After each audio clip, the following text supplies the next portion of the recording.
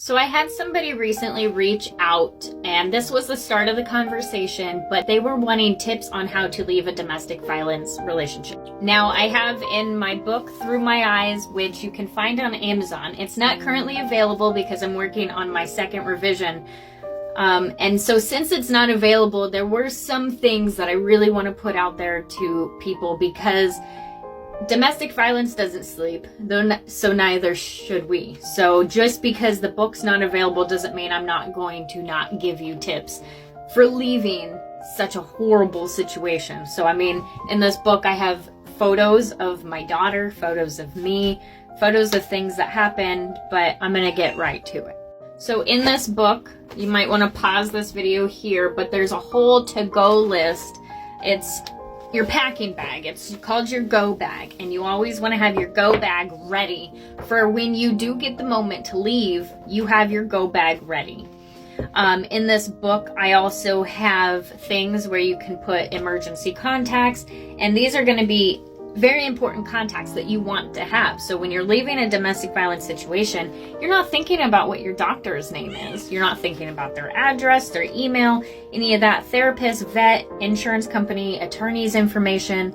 Some very important information that not a lot of people think about when they're leaving their abuser is having their abuser's social security information and their date of birth. Now, driver's license, what their vehicles look like, addresses of their friends and family, because if they end up going to these places, you want to make sure that you are able to tell the law enforcement officers that respond to a situation where they could potentially go if they do not go home, because that potentially will be asked of you. Also in this book is resources.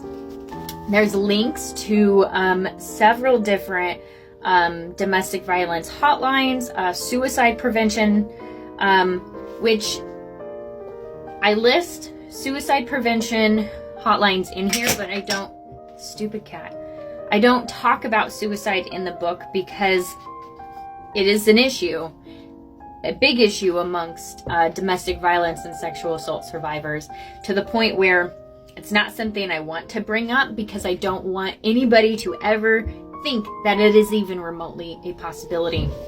Also, I have additional tips in here. Things, do not run to your child's room during the abuse because it will take your attacker to that room. Certain things like this. I will post when this book is available again. For now, I hope this helps.